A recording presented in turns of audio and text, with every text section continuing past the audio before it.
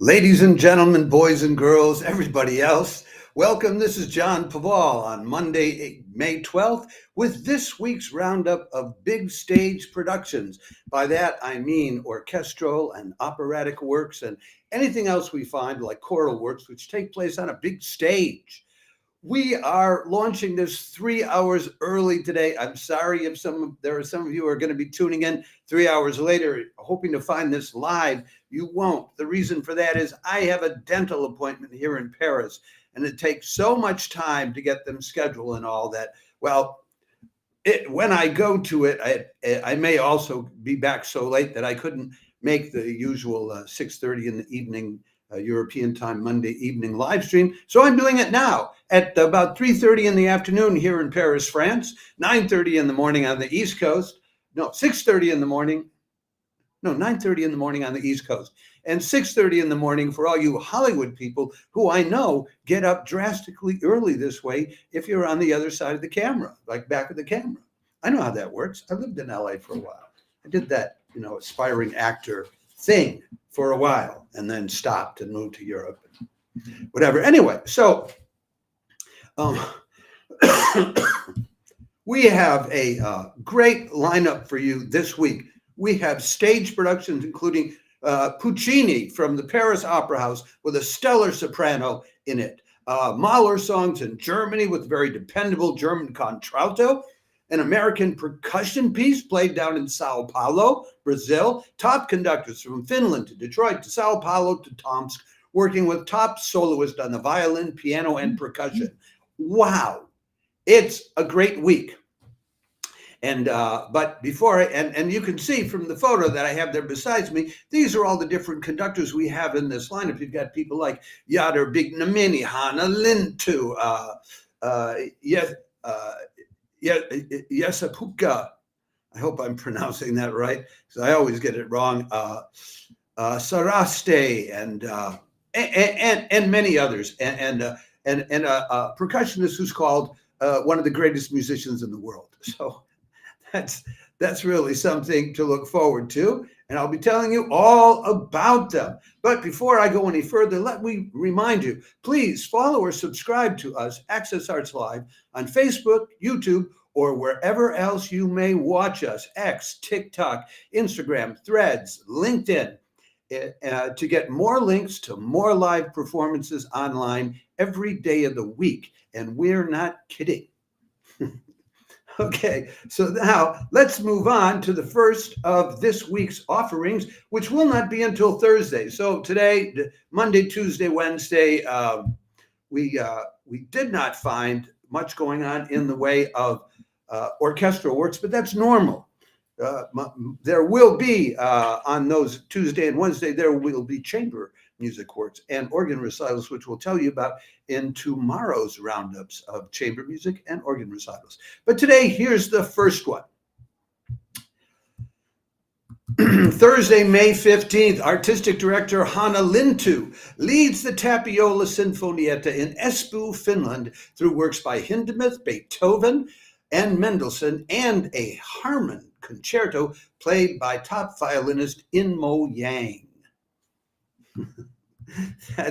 So you can get a copy if you go to their website. We give you the link. They live stream on their own website, as most Scandinavian orchestras do, in Sweden and in Norway. I don't know about Denmark.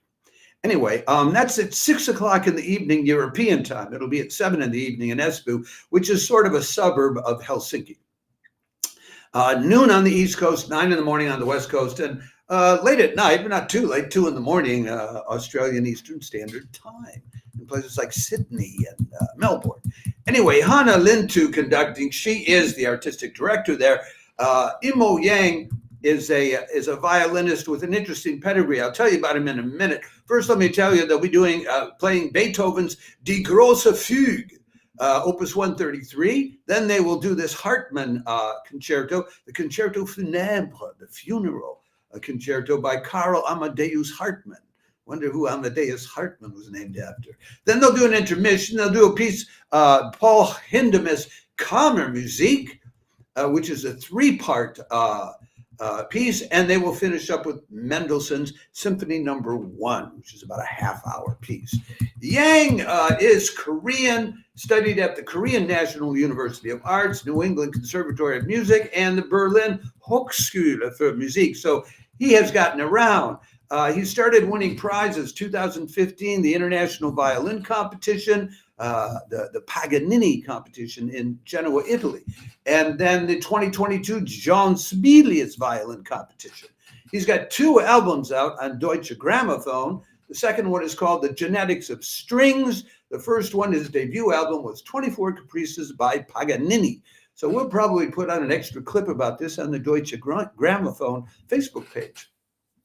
He's done debuts with places like, or he's doing debuts with places like the Royal Phil, the Stockholm Royal Phil, the Polish National Radio Symphony, the Richmond Symphony, the Dresdner Philharmonic, the BBC Phil this year. And he'll also be playing with the Seoul Philharmonic and the Orchestra de la Suisse Romande, which is going to take a tour to Korea at the end of the season. So that should be a lively concert. Now, it just so happens that, and I don't know, did they do this deliberately or not? There's another concert coming out of Finland in Helsinki, which is just down the road from Espoo, at the same time on Thursday. So they're going head to head. Thursday, May 15th at 6 in the evening European time, the acclaimed conductor Juha-Pekka or Saraste leads violinist conductor Leonidas Kavakos through Shostakovich's Violin Concerto and then Brahms's Symphony Number 3. I always have trouble with Saraste's name. Anyway, it's Shostakovich's Violin Concerto Number 1 in A minor, Opus 77, Brahms's Symphony Number 3 in F major, Opus 90. Kavakos was born in the late 1960s as a Greek violinist, but also a conductor. And he started winning prizes in the 1980s when he was still quite young. But he's, a veteran of festivals like the Verbier Festival, the Edinburgh Festival, Montreux, Vevey, Bad Kissingen, the Salzburg Festival. He's a top guy. And they talk about how back in August 2012, he got together with Enrico Pace and they played a complete cycle of Beethoven's violin sonatas, which was recorded and circulated a lot. So, and he's also done conducting with a fair number of internationally known orchestras. So that too should be a lovely Thursday evening concert. They're calling it free but happy. I'm not sure why they call it that. And the choice for you is, do you listen to the concert from Espoo, Finland, with Inman Yang, or do you listen to this concert with Leonidas Kavakos? Do you want a young hotshot violinist or an old, experienced, also a conductor, very expert violinist? Go figure. The wonderful thing is that we have these choices now with more and more live streams. It's not, can I find a live stream on Thursday night? No, well, it's which one. And there's one more for me to tell you about. So we're not done with that yet either. Let me get to the third one here. I always like to pull up a picture to go with it so that then if I do a clip from this live stream, I have a photo that's displayed to go with it. The Berlin Phil's Kirill Petrenko conducts Mahler's magnificent Ninth Symphony, live streamed on Thursday, May 15th at 7 in the evening European time on the Berlin Phil's website at the cost of €9.90 or $11. That'll be at 7 o'clock in the evening. It's Mahler's Symphony Number 9. They don't tell us much more about it. But here's what Mahler wrote about it. It is the expression of an extraordinary love of the earth, for nature, the longing to live on it in peace, to enjoy it completely, to the very heart of one's being, before death comes, as irresistibly it does. And this was Mahler writing it very close to the end of his life. So some people have called it, the music you come up with when you're faced with death. I don't know. But there you have it on Thursday evening. And when we get to Friday evening, there's going to be, again, 3 symphonies to choose from. So let me get to those. By the way, that's a picture there of Kirill Petrenko, and beside him, that is Mahler, the maestro. At a younger time than when he was actually writing that Ninth Symphony and contemplating the end of his life.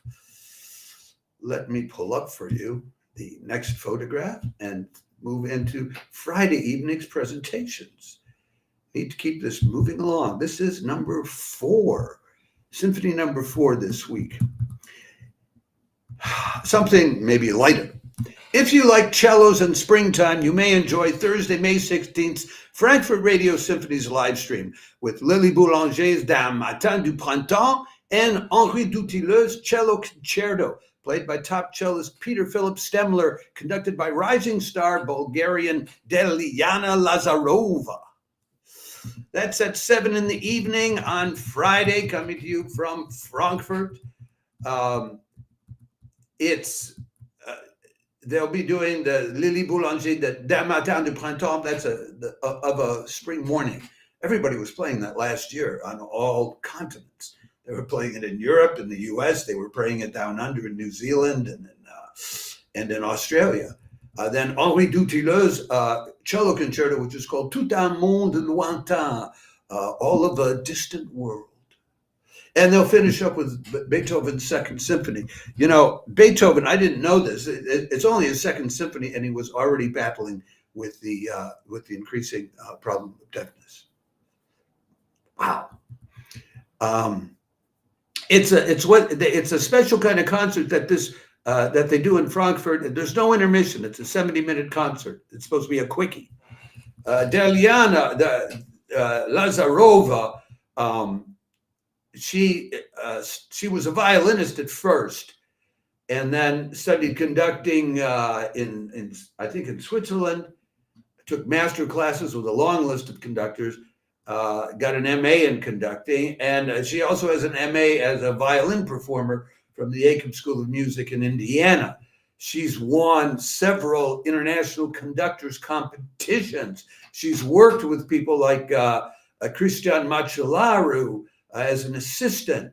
And so she's now the principal guest conductor of the Utah Symphony and the BBC Scottish Symphony Orchestra starting next year. So check her out. And the cellist, Peter Philip Stemler, I don't have a lot of information about him. He's about 40 years old.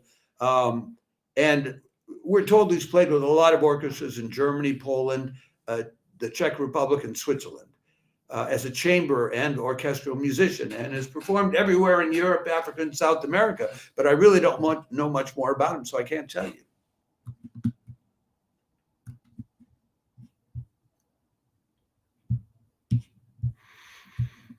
The next concert, the second concert that we have coming up for you on Friday,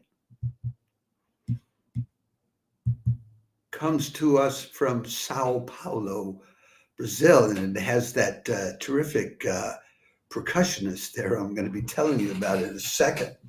Friday, May 16th, the Sao Paolo Phil plays Tchaikvosky and hosts top percussionist Colin Currie, described as one of the greatest musicians in the world today, unquote, to play Switch by the celebrated contemporary composer Andrew Norman, an American. So we get contemporary American music being played in Sao Paulo. I think it's terrific. That's at 7:30 in the evening on Friday European time, 1:30 in the afternoon, a late lunch on the East Coast, 10:30 in the morning on the West Coast, a late breakfast. It's free of charge on YouTube. Everything I tell you about is free of charge unless we show you in the links that it costs something.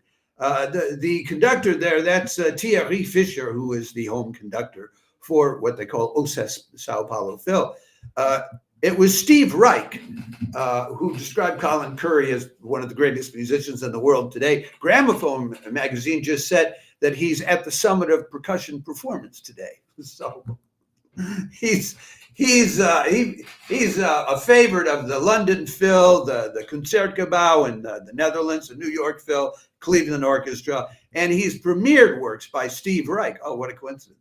Elliott Carter, Louis Andriesson, Helen Grime, James McMillan. The list goes on and on. So they'll do Tchaikovsky's Symphony No. 1 in G minor, also called Winter Daydreams.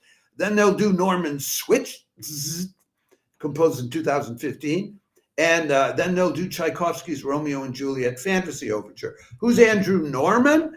Well, he's born 1979, so I guess, I don't know, 40 to 50 years old, something like that.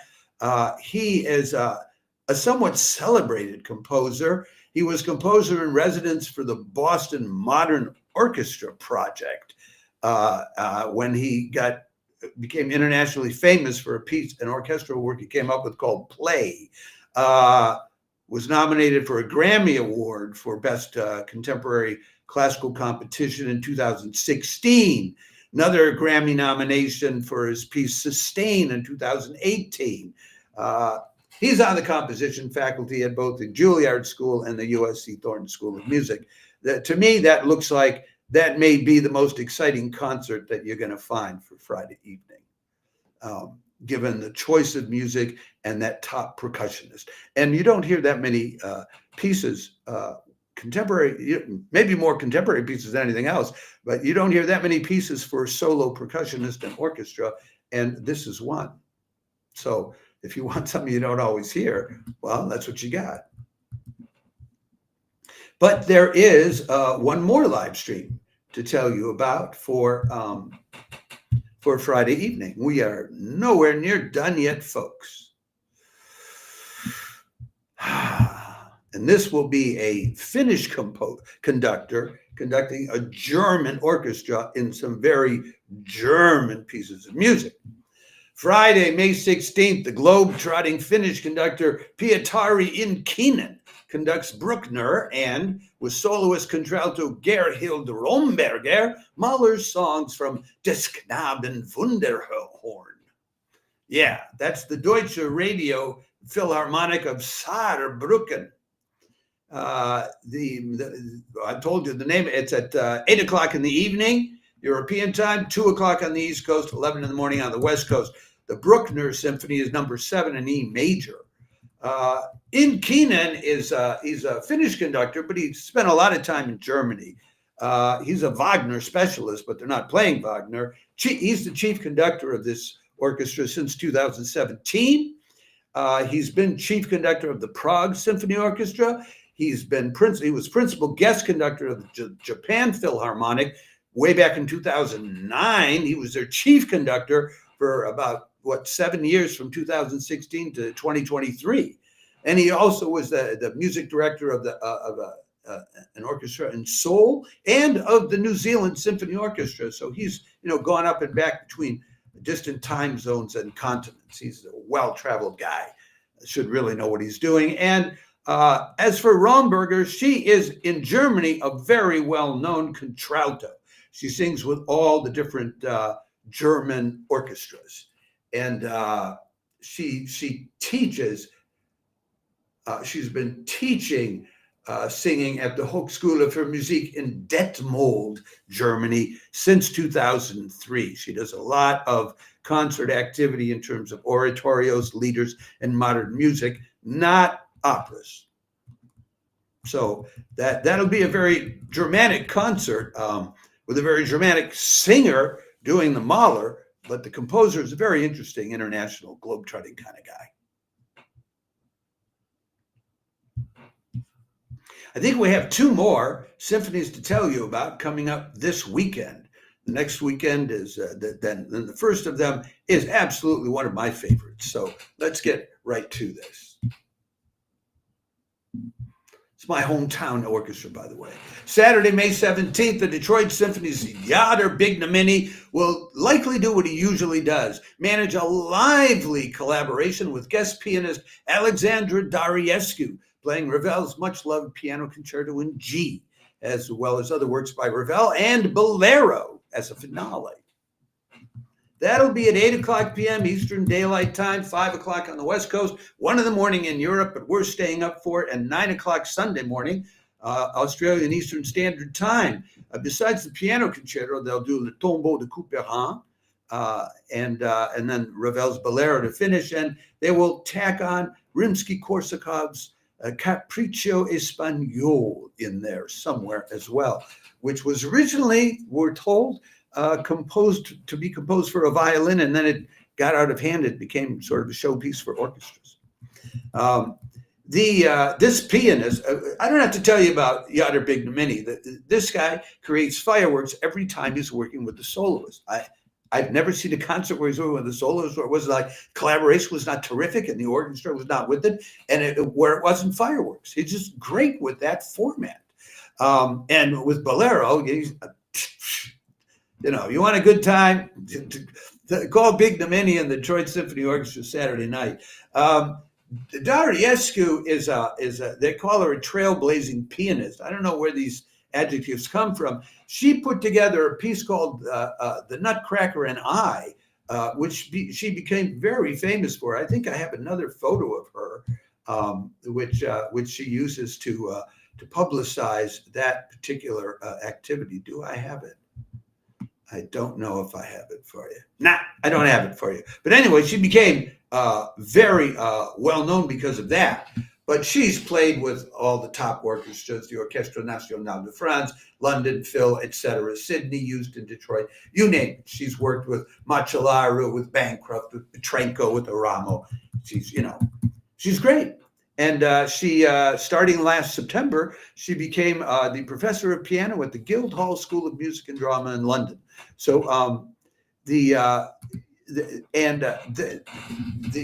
this year they will do the 100th performance of her Nutcracker and I piano recital production at the Barbican Center's Milton Court, as well as a dozen other places around the world. So this is a hot ticket Saturday night. Don't miss it if you're not busy. And if you're not doing something really important Saturday night, this would be a good ticket. Okay, now we're down to, I think, the last of this week's orchestral works. And then we'll have one more to tell you about briefly.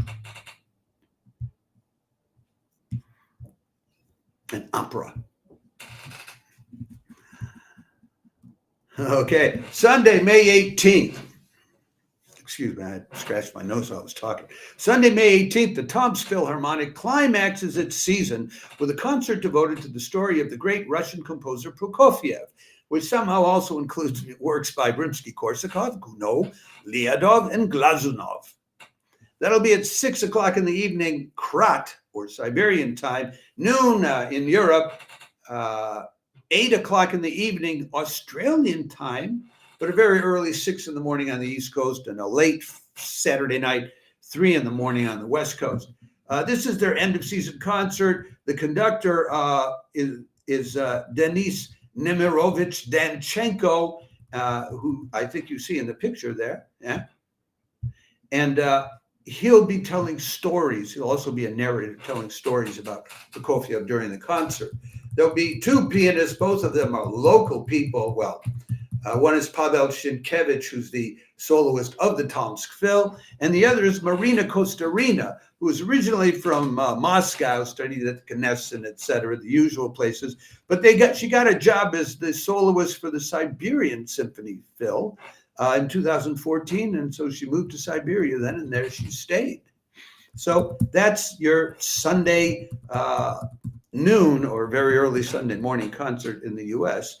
from Tomsk Phil, from in Siberia. Finally, I have one more work to tell you about it. There's no way to do it justice in the context of this weekly roundup. So hopefully I will find time later in the week to tell you a lot more about it. Because there are a lot of people in it. I don't even know how I'm going to get to all of that. Okay. But this will be something. Opera lovers are in luck this Friday, May 16th. The Paris National Opera live streams its highly acclaimed new production of Puccini's 3 operas, Il Trittico, with what critics say is the electrifying presence of Lithuanian soprano Asmik Grigorian. That'll be at 7 in the evening, European time, 1 o'clock on the East Coast in the afternoon, 10 in the morning on the West Coast. It will cost 14 euros and 90 cents. They do not give away the Opéra National de Paris productions. This is 3 one-act operas. One of them is called Il Tabarro. The other is called Gianni Schicchi, which is kind of a burlesque farce. And another one is called Suor Angelica, which is a mystical tragedy set in the 17th century convent. I'm pretty sure it's about a woman who's become pregnant, and they're keeping her more or less in the convent against her will. The director there, whose picture you see, is Christophe Loy, he's highly acclaimed. He's been named Director of the Year several times by Oper and Welt magazine. He was named Director of the Year in 2017 at the International Opera Awards.